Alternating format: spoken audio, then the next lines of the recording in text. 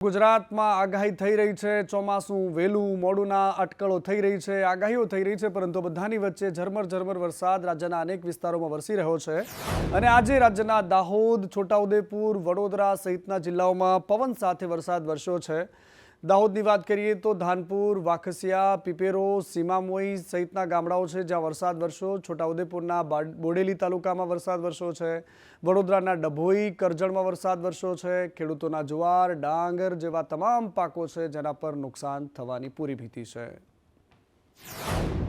આ તરફ છોટાઉદેપુરના પાવીજેતપુરના દ્રશ્યો અમે તમને બતાવી રહ્યા છીએ કે અહીંયા રીમઝીમ વરસાદ પડ્યો છે, ધીમી ધારે વરસાદ વરસ્યો છે, બફારો, ઉકળાટ અને ત્યારબાદ આ વરસાદના દ્રશ્યો છે। હવામાન નિષ્ણાંત અંબાલાલ પટેલ આગાહી કરી રહ્યા છે કે આગામી 12 થી લઈને 18 જૂન સુધીમાં ગુજરાતમાં ચોમાસું આવી જશે। બંગાળના ઉપસાગરમાં સાયક્લોન બની રહ્યું છે। 10 તારીખની આસપાસ સાયક્લોન બની રહ્યું છે અને ગુજરાતના પૂર્વ ભાગમાં અસર થશે તો વરસાદ આવશે। 14 થી લઈને 16 જૂન સુધી દક્ષિણ ગુજરાતમાં ભારે વરસાદ થવાની શક્યતા છે। દક્ષિણ ભારતમાં વરસાદની સિસ્ટમ બની રહી છે અને બંગાળના ઉપસાગરમાં તારીખ 10ની આસપાસ એક સાયક્લોનિક સર્ક્યુલેશન બની રહ્યું છે। ત્યાંની અસર જો ગુજરાતના પૂર્વ ભાગ તરફ થાય તો વરસાદ અંગે કંઈક ગુજરાતમાં વરસાદ આવી શકે, પરંતુ પશ્ચિમ ઘાટમાં લગભગ સમુદ્ર સિસ્ટમના કારણે અરબી સમુદ્રની પશ્ચિમ ઘાટમાં દેશના ભારે વરસાદ થવાની શક્યતા રહે છે। કોઈ ભાગમાં 200 mm વધારે વરસાદ થવાની શક્યતા રહે છે અને 12 જૂનથી લગભગ 16, 17 કે 18 જૂન સુધીમાં ગુજરાતમાં ચોમાસું આવી જવાની શક્યતા રહે છે, જેમાં 14 થી 16 જૂનમાં દક્ષિણ ગુજરાત અને દક્ષિણ સૌરાષ્ટ્રના ભાગોમાં ભારે વરસાદ થશે, મધ્ય ગુજરાતના ભાગોમાં ભારે વરસાદ થવાની શક્યતા રહે છે। એટલે ચોમાસું લગભગ હવે 12 જૂનથી એક્ટિવ થવાની શક્યતા રહે છે। અને હવે વાત કરવી છે ગરમી, બફારા અને ઉકળાટ વચ્ચે રાજકીય ઉકળાટની, કારણ કે ગુજરાતમાં હવે 2 પેટા ચૂંટણીઓ આવી રહી છે, કડી અને વિસાવદરની। એ પેટા ચૂંટણીઓમાં હવે નામાંકનનો આજે છેલ્લો દિવસ હતો।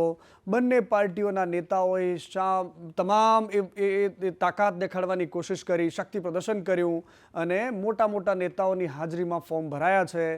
અહીંયા ભાજપ, કોંગ્રેસ અને આમ આદમી પાર્ટીના નેતાઓએ ફોર્મ ભર્યા છે। આપના ઉમેદવાર જ્યાં ટેકેદારો સાથે ફોર્મ ભરવા પહોંચ્યા ત્યાં ભાજપે બંને જગ્યાએ મોટા પાયા પર શક્તિ પ્રદર્શન કર્યું। મુખ્યમંત્રીએ વિસાવદરમાં હાજર રહીને રોડ શો કર્યો, ત્યારબાદ કિરીટ પટેલે તેમની હાજરીમાં નામાંકન કર્યું। કડીમાં કેબિનેટ મંત્રી ઋષિકેશ પટેલ, પૂર્વ નાયબ મુખ્યમંત્રી નીતિન પટેલ પણ હાજર હતા।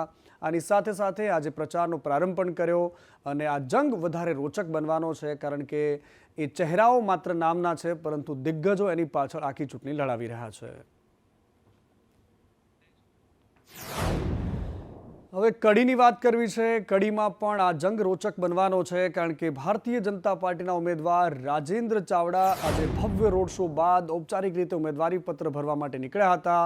રોડ શોમાં મોટી સંખ્યામાં એમના સમર્થકો હતા, જે દર્શાવે છે કે કડીની જનતા ચૂંટણી માટે કેટલી ઉત્સાહિત છે। આ રોડ શોમાં રાજેન્દ્ર ચાવડાને સમર્થન આપવા માટે ભાજપના દિગ્ગજ નેતાઓ હતા। પૂર્વ નાયબ મુખ્યમંત્રી નીતિન પટેલ, આરોગ્ય મંત્રી ઋષિકેશ પટેલ, ભાજપના વરિષ્ઠ નેતા અને ગુજરાત સરકારના મંત્રી જગદીશ વિશ્વકર્મા પણ આ રોડ શોમાં હાજર હતા। અને આ ચૂંટણીનો જંગ છે, જે લડાઈ તો કડીમાં રહ્યો છે, પરંતુ અહીંયા પણ બાબર, ઔરંગઝેબ અને એની સાથે ઓપરેશન સિંદૂરની પણ અહીંયા એન્ટ્રી થઈ ચૂકી છે। પાર્ટીએ મને જે પસંદગી કરી છે એ પસંદગી બહુ સમજી વિચારી અને કરી છે અને મને તો લગભગ 25 થી 30 હજારની આસપાસની લીડથી હું જીતી છું। ત્રીજી વખત પાર્ટીએ મને મારી ઈમાનદારી અને મારી જુસ્સો અને પાર્ટીની જે અહીંયા કડી તાલુકા ઉપર મારા માટે બધા જે મતદારોનો મારા ઉપર પ્રેમ છે એ જોઈને મને કોંગ્રેસે અહીંયા ટિકિટ આપી છે। રાજુભાઈને કોઈ ઓળખાણ નથી કે કોઈની સાથે કંઈ સંબંધ નથી કે માત્ર ને માત્ર ભાજપના નામ ઉપર એમને ચૂંટણી લડવાની છે। આ તાલુકામાં એમનું કોઈ યોગદાન નથી। અને આ કડી વિધાનસભાની બેઠક છે કે જ્યાં રાજેન્દ્ર ચાવડાએ સ્વર્ગસ્થ કરશન સોલંકીના આશીર્વાદ લીધા એમના પરિવારના અને એમની સાથે વાતચીત પણ કરી, કારણ કે આ કરશન સોલંકીના અવસાન બાદ આ ખાલી પડેલી બેઠક છે અને કરશન સોલંકીનો પરિવાર પણ એમની સાથે હોવાની વાત કરી છે. એમણે આશીર્વાદ મેળવ્યા છે. મારા પિતાશ્રી કરશનભાઈ પુંજાભાઈ સોલંકી, તેઓ સ્વભાવે સરળ અને સાદગપૂર્ણ જીવન જીવ્યા છે. તેમને પક્ષે 2 વાર ટિકિટ આપી જીતાડ્યા છે અને પાર્ટીએ સાથ આપ્યો છે પૂરો, અને રાજેન્દ્રભાઈને પણ જંગી બહુમતી જીતાડશે. આજે કોંગ્રેસના ઉમેદવારે પણ અહીંયાથી કડીથી ફોર્મ ભર્યું છે. કોંગ્રેસના ઉમેદવાર રમેશભાઈ ચાવડા છે, જેમણે પોતાના ટેકેદારોની હાજરીમાં પ્રાંત ઓફિસમાં નામાંકન દાખલ કર્યું. રમેશ ચાવડા આ પહેલા 2 વખત વિધાનસભાની ચૂંટણી લડી ચૂક્યા છે. આ વખતે પાર્ટીએ તેમને 3જી વાર મેદાનમાં ઉતાર્યા છે. ચૂંટણીમાં તેમની રણનીતિ અને જનસમર્થન પર સૌ કોઈની નજર રહેશે. હવે વાત વિસાવદરની કરવી છે. વિસાવદર વિધાનસભાની પેટા ચૂંટણી માટે ભાજપે મજબૂત દાવો કર્યો છે. પાર્ટીએ પાટીદાર સમાજના અગ્રણી નેતા કિરીટ બાબુલાલ પટેલને ટિકિટ આપી છે. કિરીટ પટેલ તેમના સમર્થકો, હોદ્દેદારો અને પ્રદેશના દિગ્ગજ નેતાઓની હાજરીમાં આજે વિસાવદર પ્રાંત કચેરી ખાતે ઉમટ્યા હતા. અને સૌથી રસપ્રદ વાત એ હતી કે જે આમ આદમી પાર્ટી અને કોંગ્રેસમાંથી ભાજપમાં આવેલા બંને નેતાઓ હર્ષદ રીબડિયા અને ભૂપત ભાયાણીએ પણ એમને સમર્થન જાહેર કર્યું અને એમને જીતાડવા માટે દાવા કરતા જોવા મળ્યા છે.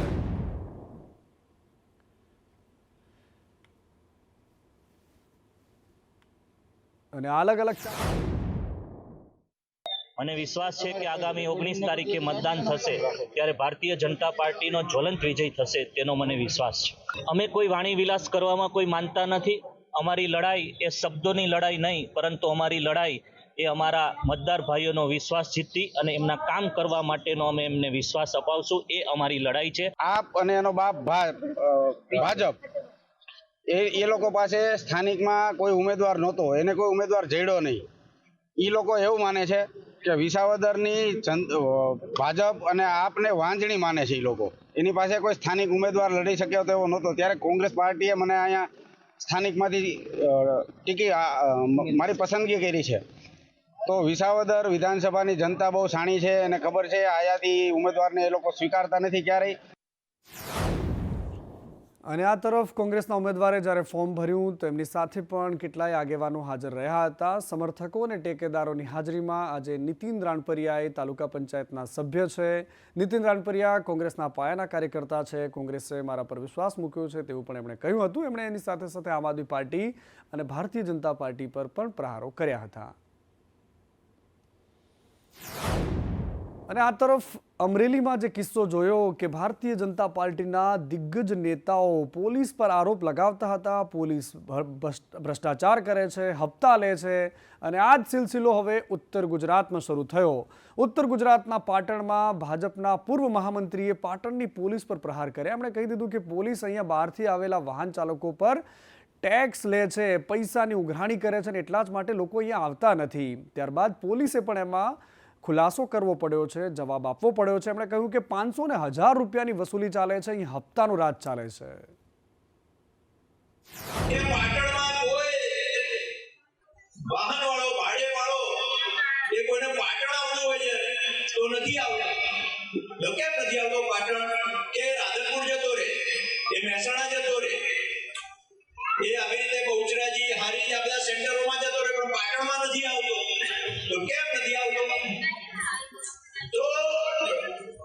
સામાન્ય મને લાગી તો કે જે પાટણમાં આ જે ભાડે કરીને જે વાહનવાળા આવે છે ને એમને કહે કે ભાઈ અમારે પાટણ ખરીદી કરવા જવું છે, તો અમારા હંગાતે આવે, તો એ ના પાડે. એવી પાટણ નહીં, તમે બીજે ક્યાંક લઈ દીધી કે તો અમે પાટણમાં પ્રવેશ કરીએ છીએ તો પોલીસ વાળા પકડે છે, અમારી જોડે 500-1000 રૂપિયા લઈ લે. આ તરફ કેસી પટેલના આક્ષેપ પર પાટણના એસપીએ નિવેદન આપતા કહ્યું છે કે આ મામલે પણ અમે તપાસ કરાવીશું, જોઈશું ખરા કે એમાં એમના આરોપોમાં કેટલું સત્ય છે.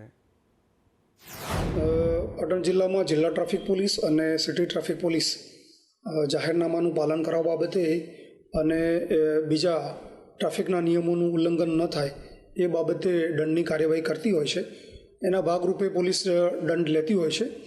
અને આજે નિવેદન સોશિયલ મીડિયામાં ચાલે છે એ બાબતે પણ અમે તપાસ કરી અને ચોક્કસ એમાં કાર્યવાહી કરશું. કોઈ રજૂઆત આવી છે ખરી કોઈ કે દંડની બાબતે કોઈ વાહન ચાલક તરીકે? હમણાં સુધી કોઈ રજૂઆત મળી નથી, અને પોલીસના કંટ્રોલ રૂમ ઉપર પણ આ પ્રકારની કોઈ રજૂઆત હજુ સુધી મળી નથી.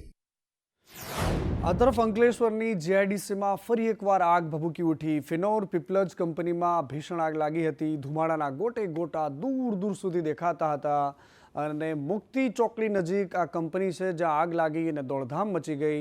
ફાયર વિભાગ દ્વારા કાબુ મેળવવા માટે પ્રયાસ હાથ ધરાયા હતા. 4થી વધારે ફાયર ફાઇટરની ટીમો ઘટના સ્થળે પહોંચી હતી.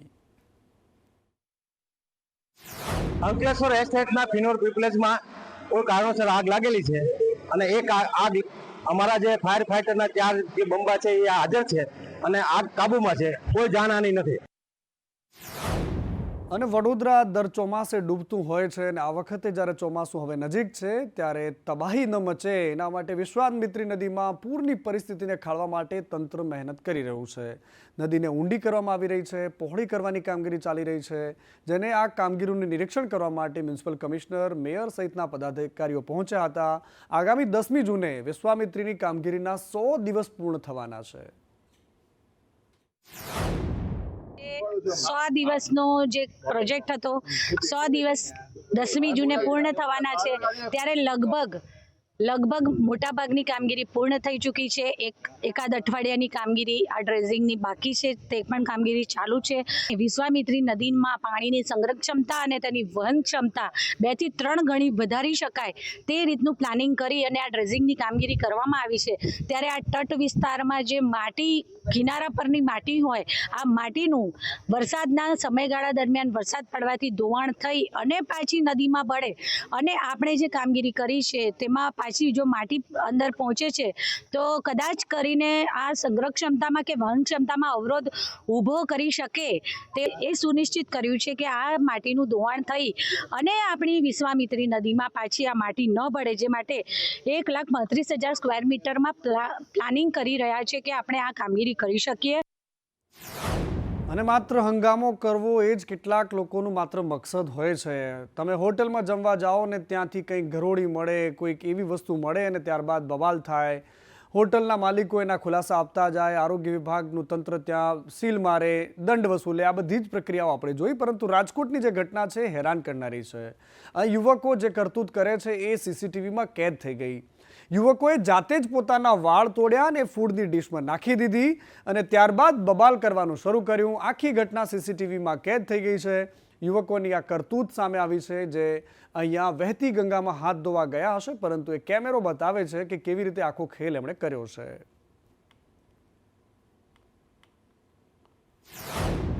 આ તરફ સુરતમાં ડિઝાઇનર સાથે દુષ્કર્મ આચરનાર આરોપીની ધરપકડ થઈ ચૂકી છે. અલથાણામાં જીમ ટ્રેનરે ડિઝાઇનર સાથે દુષ્કર્મ કર્યું હતું. જીમ ટ્રેનરની જીમમાં ડિઝાઇનર સાથે મુલાકાત થઈ હતી.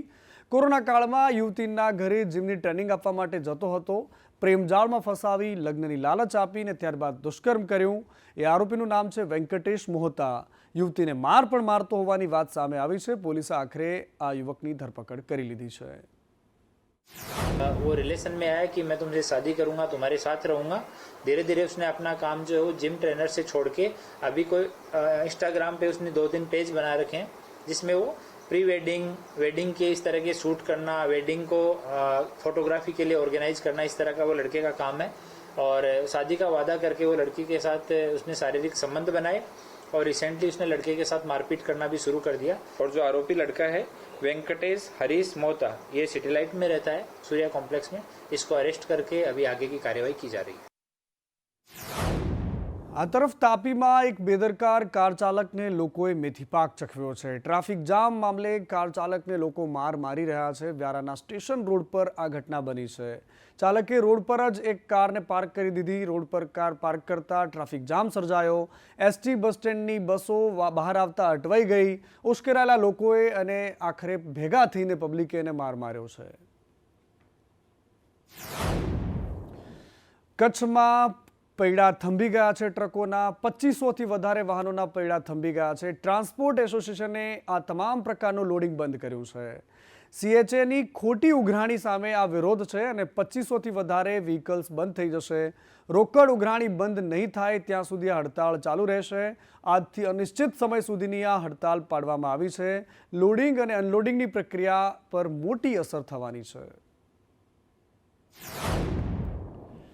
આ તરફ વાત કરવી છે રાજકોટના ગોંડલની. ગોંડલમાં ખેડૂતોએ આજે વીજળીને લઈને રોષ વ્યક્ત કર્યો છે. વીજળીના ધાંધિયા પીજીવીસીએલની વારંવારની ફરિયાદો બાદ ખેડૂતો આજે ગુસ્સામાં કચેરીએ પહોંચ્યા હતા અને કચેરી પર પહોંચીને પોતાનો આક્રોશ વ્યક્ત કર્યો. વપરાશ કરતાં વધારે બિલ આવે છે. રજૂઆત કરતા અધિકારીઓ ખેડૂતોને ખખડાવે છે. સમસ્યાનું નિરાકરણ નથી આવતું ને એટલા જ માટે હવે તાળાબંધીની ચીમકી અપાઈ રહી છે.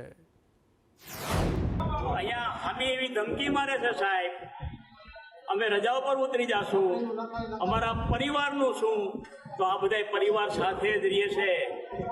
ગામમાં ખોયડું છે, સિંહમાં ખેતી છે, એમને પૂછો એની વ્યથા શું છે. એટલે આજે બધી રજૂઆતો કરી છે. દિવસ 2માં જો આ પ્રશ્નોનું નિરાકરણ નહીં આવે તો ઓલરેડી તમામ ખેડૂતો અહીંયા પાછા ધરણા ઉપર બેસે અને જીબીના મેઇન ગેટને તાળું લાગશે. આ વાત પાકી છે. 1.5 મહિનાથી આ પાવરની તકલીફ છે. દિવસમાં 10 વાર જાય પાવર, 15 વાર જાય, કલાકવાર આવે, અડધો કલાક આવે. આ રીતે હવે આ વરસાદ થયો એમાં ઘણા ખેડૂતોએ બિયારણ વાવેલા છે, કૂવામાં પાણી ભરેલા છે. આમ છતાં પણ પાણી પાઈ શકતા નથી અને ખેડૂતોને લાખો રૂપિયાના બિયારણ છે એ ફેલ થઈ ગયા છે. આમ છતાં જીબી વાળાની કોઈની આંખ ઉઘડતી નથી. 50 થી 60 જેટલા ખેડૂતો એની રજૂઆતો લઈને આવ્યા હતા. ઘણા સમયથી એને ફીડરની અંદર ટ્રીપિંગ વધી ગયા છે અને પૂરતો પાવર મળી શકતો નથી. એની રજૂઆત માટે આવ્યા હતા. ખેડૂત આગેવાનો દ્વારા એમના પ્રશ્નોનું રજૂઆત કરવામાં આવેલ હતી અને થોડુંક એમના પણ પ્રશ્ન હતા એટલે થોડુંક ઉગ્રતાથી એ લોકોએ રજૂઆત કરી હતી, પરંતુ એમને આપણે બાહેંધરી આપી છે. એમના જે કંઈ પ્રશ્નો છે એ અમે લખી લીધા છે. આ તરફ મોરબી જિલ્લામાં વાવેતરના સમયે જ ખાતર નથી મળતું. ખેડૂતો રાસાયણિક ખાતર માટે ધક્કા ખાવા માટે મજબૂર બન્યા છે. હળવદ તાલુકામાં મોરબી, માળિયા અને ધાંગધ્રા બ્રાન્ચ કેનાલ સફાઈની કામગીરી બાદ પાણી છોડવામાં આવ્યું છે.